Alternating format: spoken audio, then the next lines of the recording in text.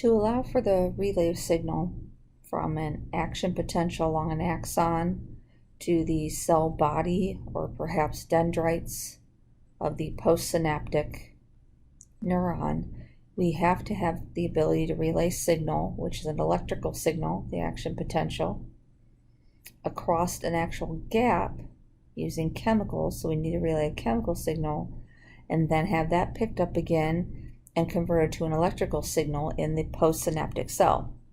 So you're going presynaptic electrical signal, cleft, where we do a chemical signal relay, and then postsynaptic electrical signal as well. This little region here where we convert the electrical signal to chemical signal and then back to electrical signal, you can see several here, is called the synaptic cleft or the synapse. We have several synapses here that you can see from presynaptic to postsynaptic neuron. That is what this talk is about, the synapse. Right? Nervous system works because we can relay that information from neuron to neuron or neuron to tissue, and we can do that by relaying a chemical signal in between the electrical currents. Right? So nervous system works because we have this flow of information from neuron to neuron or neuron to tissue. And neurons are functionally connected by those little gaps called synapses.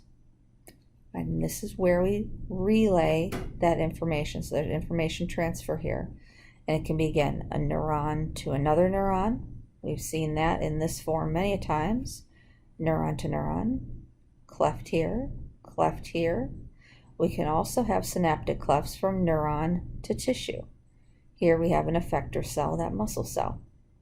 So from neuron to neuron or neuron to an effector cell, the effector tissue.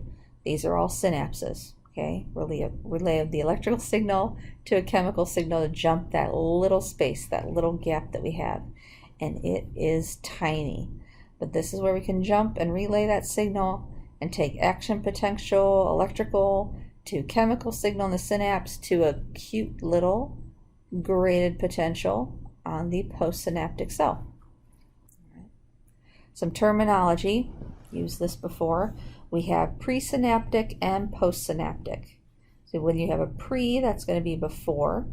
So we have a presynaptic neuron, which will be the neuron conducting that information via the action potential and sending that information to the terminating ends, okay, to that initial synapse.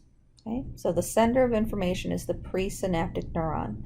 The postsynaptic neuron is the neuron that is receiving that information. Okay. So it is going to be receiving that via the chemical signals, the neurotransmitters, and that is going to be translated into a graded potential on that cell, either on the dendrites, on the cell body. And so postsynaptics in the PNS can be a neuron. Okay, so neuron to neuron can be a neuron to muscle cell, can be a neuron to gland, doesn't matter. So postsynaptic can be the next tissue in line. Couple more terms. On that synapse, you have your pre and your post. Now those connections, those clefts can be at different areas on the postsynaptic tissue. So we can have axo and think axon. We can have the axon of the presynaptic to a dendrite on the postsynaptic. Okay, so axon terminals to the dendrites of a postsynaptic cell, axodendritic. We can have axosomatic, and this is going to be the axon reaching down to the terminals to another neuron, its actual cell body. So going straight to the body or the soma of the cell is going to be axosomatic. So think soma, cell body, axon to soma. Now, less common connections, those are the two majors. You can have axon to axon.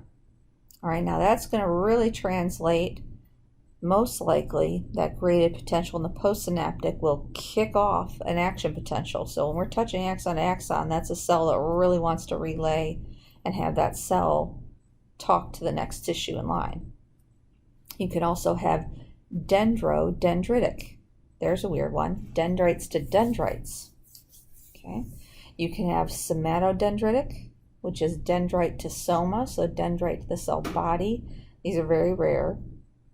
All right, the two main types, though, of these somatic connections are going to be chemical synapse, which is the one we're discussing today, okay, having an actual gap where we need to relay electrical to that chemical signal, the neurotransmitter, then into an electrical signal in that postsynaptic cell. And in very rare cases, which we're not going to go over, you can have a synapse that is actually electrical. But let's focus on chemical synapse for these talks. And the different types, two majors, are the axodendritic and the axosomatic. Let's take a look at a picture. Here's your axosomatic, axon to soma, cell body. Here's an axodendritic, so axon to the dendrites of the postsynaptic cell. And one of those not so commons, but will really relay a signal. You can see this axon coming in here on the postsynaptic cell axon. Right in there, a little bit on the axon hillock, and then rolling right into the axon. So these are three different types depending on how we have connection from pre to post cell. Where is the location? Gives you these different terms. Now, for these chemical synapses that we're going to discuss, this is the most common. All right, chemical is that neurotransmitter, transmitting the signal from neuron to the next tissue, being another neuron or some sort of active cell that we want to stimulate. Our different pieces, parts, we have the axon terminal. Okay, so that's going to be our presynaptic cell, and it has to have that neurotransmitter in there. So there's going to be lots of rough ER, making some protein neurotransmitters, which are going to be held in cute little vesicles, those synaptic vesicles, and waiting for that axon potential to roll on down and say, release your chemical signal so the next cell can hear what we have to say. Right? That region is called the receptor region. It will actually have protein receptors built into the membrane on that postsynaptic neuron that are able to bind, lock and key that neurotransmitter to that cell receptor. All right, and what makes the dendrites and the soma, the cell body, so sensitive to the signals from upstream cells is that they have those proteins, those receptors in those regions. Okay, usually you don't have many receptors on the actual axon. Its job is to relay signal. So the sensitive regions are going to have these receptors for those neurotransmitters, okay, on the dendrite, on the cell body. Now, I mentioned that these cells do not touch each other. It's a little space. Right? That synaptic cleft is what it's called. And there's extracellular fluid in there that we can release those neurotransmitters from the presynaptic cell, and they will float on across the little channel, that little cleft, and bind to the receptor. This is where we have that conversion of electrical signal to chemical signal to float across that cleft, bind to a receptor, and start relaying in another electrical signal in that postsynaptic cell. How do we transmit that signal across the cleft? Right, with these chemical synapses, there's that little space, so that signal needs to float from one side over to the other. It's not being shot out like a cannon. It's going to float over, and we know what that is. We're going to have diffusion, right? If we have a whole bunch of release on one side and all that fluid in between in that cleft, chemistry is going to kick in, higher concentration to lower. It's going to float across, it's going to disperse, and hopefully bind to those nice little receptors for that neurotransmitter. Embedded here is an animation for neurotransmitters. Here you have the presynaptic. So this is the terminal here. Here are the lovely vesicles with neurotransmitter waiting for a signal to come down that axon and say, release your signal. This is that fluid-filled space, that cleft between our presynaptic membrane here and the postsynaptic cell membrane. Let's say this is part of the cell body, the soma. It is going to have embedded proteins, these integral proteins that have ability to bind to those neurotransmitters.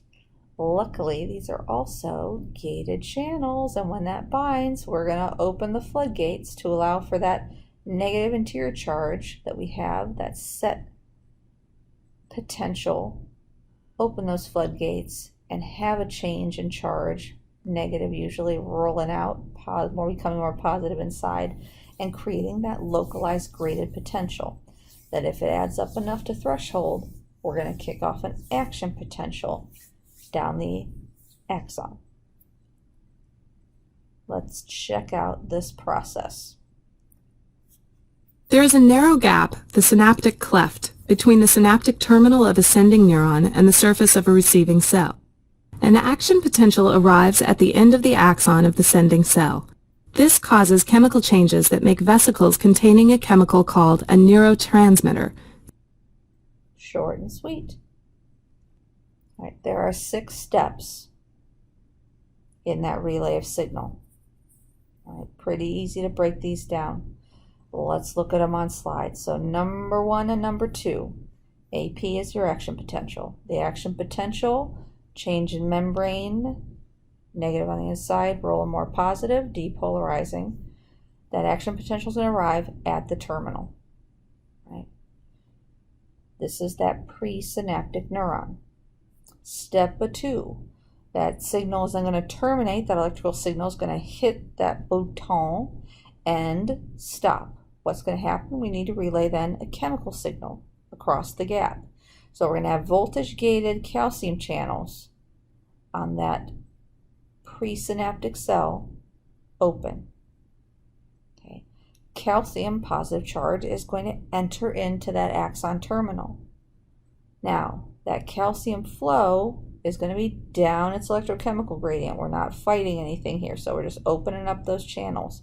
Calcium is going to flow in from the extracellular fluid into that axon terminal, making that region depolarize. That negative charge, because of that positive calcium, is going to become less negative. We're going to depolarize. And here's the image for that.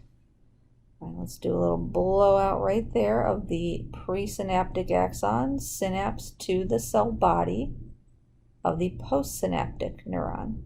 So blowing that up, here you go.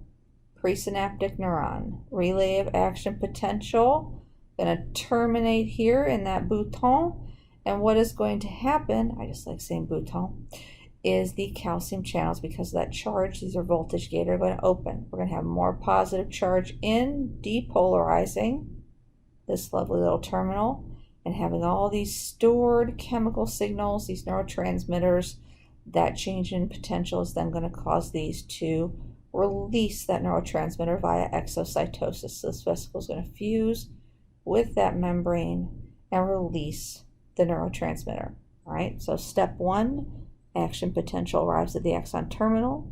Step 2, those voltage gated calcium channels open, and the calcium is going to enter in to that axon terminal. Let's look at step 3. Number 3. That calcium entry is going to cause those synaptic vesicles to release the neurotransmitter. So it's stimulating exocytosis. And exocytosis of that neurotransmitter into the synaptic cleft. Now, we can alter that signal, okay, by having more vesicles exocytose if we have a high impulse frequency to do so.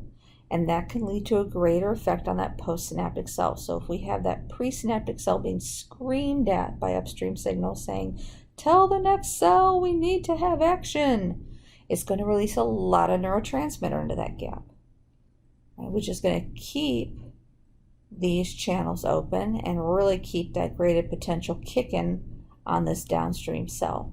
So number 3 step, that calcium entry is going to cause these neurotransmitter vesicles to exocytose the chemical signal into this cleft. Diffusion from higher concentration to lower, we're going to get ourselves across that channel, and next we're going to bind to those receptors. So we are on steps 4 and 5 now. That neurotransmitter diffuses, okay, and binds to the receptor that it's a perfect lock and key fit for. This is the release of that chemical signal to that postsynaptic membrane, and that is going to then be relayed into a lovely little graded potential, essentially creating a new electrical potential here, an electrical charge. So that binding of the neurotransmitter is going to open up those ion channels and create a nice little graded potential in that postsynaptic cell. Now remember, this signal, depending on the neurotransmitter, can be exciting that cell and causing some depolarization, getting it closer to having its own action potential, or potentially be an inhibitor and hyperpolarize that cell, make it even more negative on the interior. So we have different neurotransmitters to relay a different signal, okay, either depolarizing or hyperpolarizing. So for steps 4 and 5, you see here the neurotransmitter binding across that synaptic cleft and opening these gated channels. So let's blow this one up and take a peek. That binding neurotransmitter opens the ion channel, resulting in, yep, you guessed it, graded potential. We're going to get more positive on the interior. All right, so a little graded potential at that synaptic cleft. Last but not least, we got to break up, reabsorb, whatever, that neurotransmitter in that cleft. Otherwise, there's going to be continual graded potential signal there. So as long as that neurotransmitter is present and binding, that gate is going to be open. And we need to be able to shut that so we can signal again. The lovely thing we can do here is that within milliseconds, when we release that signal, graded potential hits and it can be removed. We can do this several different ways. Number 1, reuptake.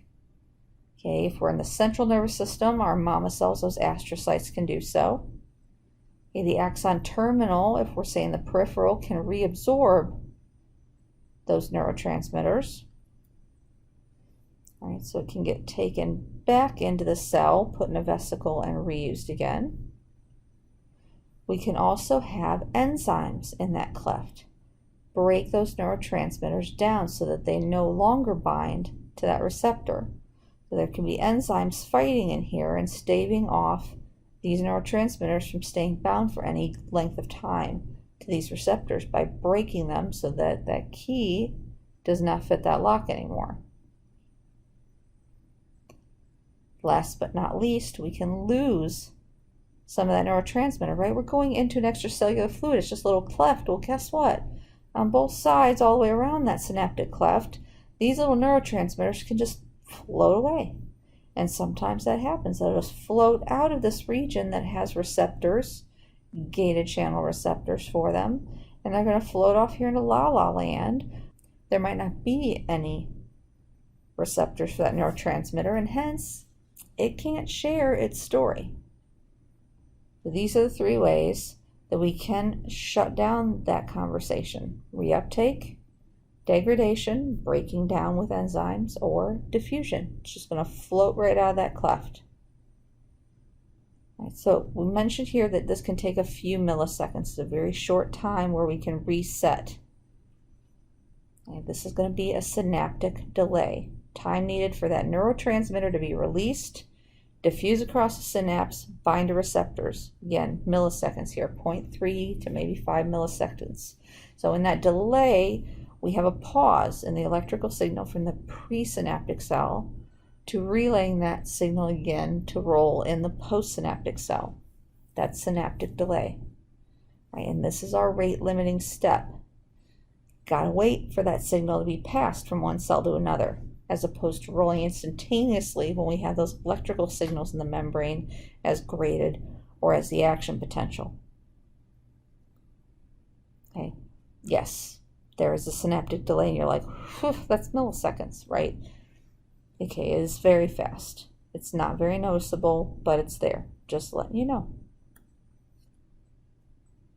That is all I have for the synaptic cleft. You have your presynaptic cell.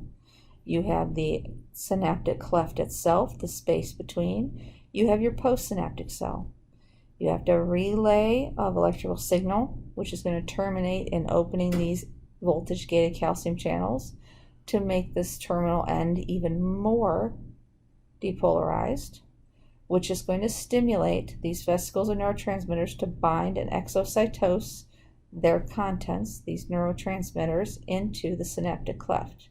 Diffusion from higher concentration to low is going to allow for binding of those chemicals, neurotransmitters, to the receptor proteins, which are usually going to be a gated channel, to allow for, again, depolarization, going back to an electrical signal now, in that postsynaptic cell. So a nice little graded potential here. Talked about different ways we can remove that signal, those neurotransmitters, so that we have the ability to re-signal again. So uptake, bring it back into the vesicles, use some enzymes to break it down, and even if we do that, we usually reabsorb those pieces and put them back together because we love to recycle and reuse. Or they float off into la-la land. Right, different neurotransmitters are going to cause different signals, either the depolarizing or hyperpolarizing. Okay, prime example here of synaptic cleft would be to the muscle cells. Yeah, we've got the presynaptic neuron, release of acetylcholine to the muscle, these lovely little receptors to allow for a potential signal to occur in that muscle tissue. All right, chemical synapse. There you go. Talk to you soon.